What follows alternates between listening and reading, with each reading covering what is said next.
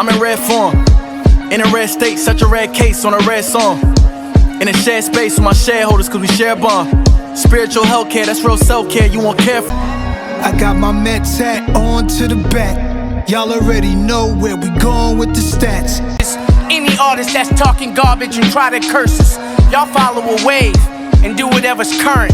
I follow his ways, I know my turn is coming. Welcome to New York Giants Full Access. Alright, Big Blue Crew, once again it's your boy Big Pat Sports Talk here on New York Giants Full Access. Talking some New York Giants content for you guys. Gonna continue to pump out the content. It's time to get back at it. And got one of my favorite Giants players of all time. I love watching them play. Mr. Plaxico Burress himself sounds off about the Saquon Barkley situation. We're gonna hear what Mr. Plaxico Burress has to say. You know, this is Big Pat Sports Talk Reacts, so we're gonna tune in. We're gonna see exactly what he's talking about, and I'm gonna tune in and say my little piece. So let's get into it. I'm beside myself about it. Good morning, everybody. Good morning. That's Cody Decker right there, and that's. By the way, I can't stand this little cartoon guy. He need to add another O to his name and put cartoon, because he is a character. But let's continue. Let's get to the business. Super Bowl champion, Mr. Plaxico Burress, and this is right in Plax's wheelhouse because one of his brothers, a New York Giant rock star, is now a man without a job as the New York Giant. Well, let's just get right to it. It's Tuesday morning. Headlines. Yes, look, the New York Giants offer him $22 million guaranteed, which amounts to the same amount of money he would make if they franchise him again next year. Saquon wanted more. The Giants didn't want to pay him anymore. And now, if you're a New York Giant fan, any thoughts, any hopes, any dreams, any aspirations of winning a Super Bowl have gone right out the window. Whoa. How? When the guy's still going to play for us on the franchise tag. And if you did have any Super Bowl hopes, you think one player is going to change it off? It's not somebody like a Patrick Mahomes that's hurt? Like, as good as Saquon Barkley is, he's a running back. You can get very good production from the running back position and still have a very good team, even though it's not going to be like Saquon Barkley. But let's continue on. This notion to bash DJ at any point in time, if anything happens with this team, is absolutely ridiculous. But go ahead. What are they thinking about? You cannot win without Saquon Barkley, because remember this, Giants fans, Daniel Jones is your starting quarterback. There it goes. You see what I'm saying? And people wonder why I go to bat for Daniel Jones the way that I do. Daniel Jones has nothing to do with this situation. But for somehow he continues to get bashed for what other people are going through. And for what other people are going through on other teams. When Geno Smith wasn't getting his contract immediately, they were blaming Daniel Jones. When Lamar Jackson wasn't getting his contract, Daniel Jones was coming up. Like, it's ridiculous, bro. I can't help but cheer for the guy, because look at the clown stuff they do. That's clown stuff. He has nothing to do with this situation. Nothing to do with it. He's not very good. Plaxico Burress, help me out. I'm surprised. I'm shocked. Shocked. This Plaxico Burress. Put that out on Twitter. We sat here. Clown little dude, man. I can't stand him. Sat here on this show yesterday, and I said that I was optimistic that Saquon Barkley and the New York Giants would get a deal done. Yeah? They did not. So, as of today, he is not under contract with the New York Giants. He is not. And he put out a tweet yesterday that said, "It is what it is." Meaning it's a business. It is what it is. And I'm trying to read between the lines of exactly what that means. It means that it is what it is. It's a business. We couldn't come to an agreement, and now we must both move forward in our plans. I will not be at training camp, and they will be fine with that. If you want to miss games and miss out on your guaranteed money, that's going to be on him. Or do you want to come and play week 1? Because I promise you, if he misses the whole training camp and comes back and tries to play week 1, he's not going to be inserted in the game plan, the full game plan, until he gets weeks of practice. Because that's the type of coaching staff that we have, or the type of head coach that we have. I promise you that. So we'll see what it is. I mean, it is what it is, man. That's the only thing you can say about it. But you don't have to go out your way to bash another player. Like, that doesn't make any sense. Yeah. Is it a good? Is it a good? It is what it is, or it is a bad? I think I would lean towards the bad, because right now Saquon Barkley only has. Of course you would lean towards the bad, you clown. That's the only thing you like to talk about the Giants is bad. Like, something is really weird about that, man, in the media. They love to talk bad about the New York Giants, regardless of what we do. One choice, assuming the Giants don't do the unthinkable, which would be rescind the franchise tag and cut him, making him an unrestricted free agent, which they do have the right to do, which is getting in the weeds a little bit. No, I don't think they will either. But here's where it comes down. I think that would be the worst situation for Saquon Barkley. That would be the absolute worst situation for Saquon Barkley if they rescinded that tag and cut him. And then he's really going to find out what the running back market is about.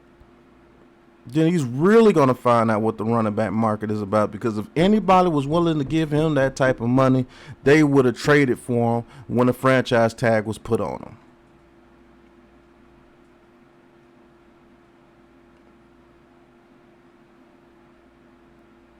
Point blank period, man. Down to. I mean, we got to be fair to both sides, right? So let's play it out just very quickly, because we got lots on Saquon throughout the day. The New York Giants said, we're going to franchise you next year also. They pretty much said it without saying those words, because their best offer was apparently $22 million guaranteed. Nothing else matters. You could sign a guy to a $100 million deal. In the NFL, it doesn't mean anything. What's the guarantee? Well, the $10 million this year is the franchise guarantee. If they franchise them again next year, which is their right, it's about $12 million. Added up, that's $22 million. So what the Giants said to Saquon is this. So, $22 million guaranteed over the next 2 years. Do you know that his guaranteed money is the whole contract of Miles Sanders over his 4-year contract with the Panthers, the 4 years at $5 million? His guarantees is just about the whole contract of Miles Sanders signing a 4-year deal, and he will be making that in 2 years just in guaranteed. And they had similar stats next year. That's how I can say that. I can't say that the New York Giants are disrespecting Saquon Barkley. I can't say it because he's getting more than double to what the market is commanding. That's why I say that these running backs are colluding together, and I think Saquon Barkley didn't sign that contract because these running backs got something in plan to try to go against the NFL, and I'll say this, good luck. We're going to guarantee you the 2 years. Now, from the Saquon side, he's like, I want more money, but here's the reality. If the New York Giants do franchise him again next year, and he didn't agree to that, the guaranteed deal right now, Saquon's going to play at some point this year with nothing guaranteed beyond this year. So the Giants said, look, we're going to franchise you, or we can just guarantee you both years. He's taking a risk, not taking the guaranteed money. There's no guarantee that they are going to franchise. And how these dudes talk out both sides of their mouth. The beginning of the show, you was talking all this crap. Now all of a sudden, oh well, Saquon, the $22 million, they're gonna franchise you anyway. Stop talking out of both sides of your mouth, man. Stick on one side, man. These little cartoon guys for entertainment, I can't stand it, man. But let's see what Plax got to say. Franchise them for the second. Oh, I think there is, because they already did it once. Why not do it again? If I'm a player in Saquon's position, I would rather have my $22 million in one season rather get it in two. Sure. He wanted to get his most guaranteed money. I mean, I want 4 scoops of ice cream on the cone, but they only give me 2, Plax. It's only You name one team that's going to get a running back $22 million guaranteed in one season, Plax. 22 guaranteed in one season, Plax. Tell me what team is going to do that. Tell me what team is going to do that. $22 million in one season to a running back. I like to see it. only 3 in a Sunday. 4 is being greedy. Fair point. Yeah, but it's bad for him. I feel bad for him as a player because he's one of those guys. He goes out there and gives everything that he has. Yes, every he single does. day. He does. He plays that way, and I've seen this play out with former players. Sure. Not signing the franchise tag, and I just kind of feel that everybody is going to try to make him to be the bad guy. Going Yeah, through this right situation. now I'd say in New Because York. everybody's like, you know what? Just take the $10 million and go play football. Right. But it's his carear. Yep. He can make those decisions And here's about. Well, let me tell you how it actually is going, Plaxico Burress. Some guys are doing that. Some guys are taking it to the extreme with Saquon Barkley saying he's selfish and he's greedy. But most people are doing exactly what this cartoon dude did in the very beginning. They're blaming Daniel Jones. I've been in Twitter spaces, everything. People bring up Daniel Jones. Oh, how can you sign Daniel Jones but don't sign Saquon Barkley? Like, what? I thought in the beginning you said if you signed Daniel Jones, you wouldn't even have money to sign Dexter Lawrence.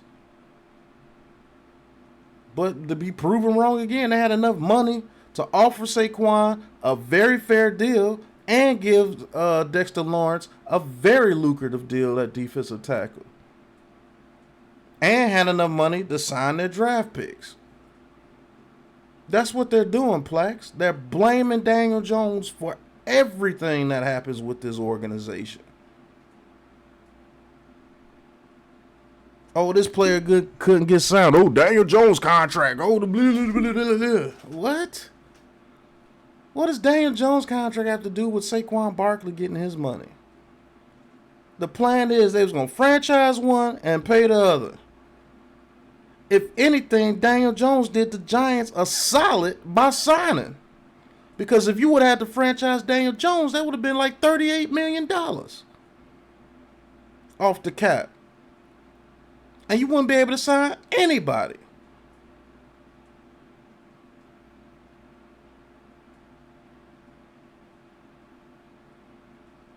Man, y'all better start thinking about this stuff, man.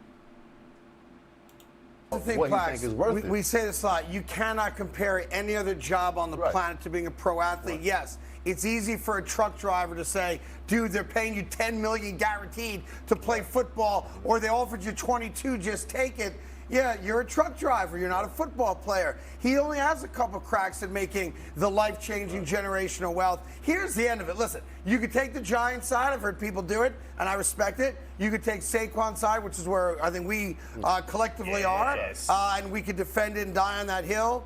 When it's all said and done, the New York Giants did not take a step forward towards winning a Super Bowl yesterday. They did not. And that's it. Whether you blame the Giants, whether you blame Saquon, it doesn't matter. We can argue it all day, maybe we will. The end result is the same no matter who you blame. The New York Giants are not better than they were a year ago. They are not closer to winning a Super Bowl because they need Saquon Barkley to do it. Period. Stop. No, sir, you little clown. I think we're a better team if Saquon Barkley is here or not. Reason why is because the weapons that we got in the receiving room and the tight end room. We still have 3 running backs behind Saquon Barkley. I think that could give us some decent production. Offensive line, we got John Michael Schmitz. Evan Neal has a year under his belt. Andrew Thomas, you know what it is. Daniel Jones is going to get better this year because they're all playing in the same system again this year. The defense has gotten better this year. Do your research and really look at the team. Just because a team loses a star doesn't mean that team is just going to go down the gutter. A lot of teams have gotten better after losing stars because they had to play more as a team and it made them better. You don't know what this team could do if Saquon Barkley plays or if he doesn't. Will we be a better team with Saquon Barkley is playing this year? Yes. But we're going to be a better team than we were last year, and I think regardless, because of the personnel and being in the system 2 years straight now. I think we're going to be better. There's no slight at Saquon. Love the guy. But good teams don't build their teams just around one player, especially a running back. That's suicide. But this is my little thing. Plaxico Burress, you know, he sounds off about the whole Saquon Barkley situation. He didn't say too much wild stuff. He actually said some pretty good things. And I agree with him on a lot of it, man. I mean, it is what it is. Saquon Barkley didn't sign. And we're going to see exactly what he does. He will not be for training camp. I know that for sure. Especially if the running backs are colluding. He will not be in for training camp. Hell, you might see a couple other guys not show up for training camp. I believe that's their next move. People like Austin Eckler looking for a new a lucrative deal. You know, maybe King Henry holds out. I don't know. Maybe Josh Jacobs and Pollard holds out. But I heard that Pollard is planning to attend camp once he's healthy. So we'll see what goes on. But shout out to Plax, man. I always love you for what you did, getting us that Super Bowl, helping us get to that Super Bowl by destroying Al Harris. One of the best games I've ever seen from a receiver and below 0 degree temperatures. Appreciate you, what you did for us, dog. Hated that what happened the very next year. 'Cause I think we could have went back to back with you, big dog. But glad you came and spoke your piece. Very, very respectful. So gotta be respectful to you. But until the next episode, you guys know what it is, man. Peace.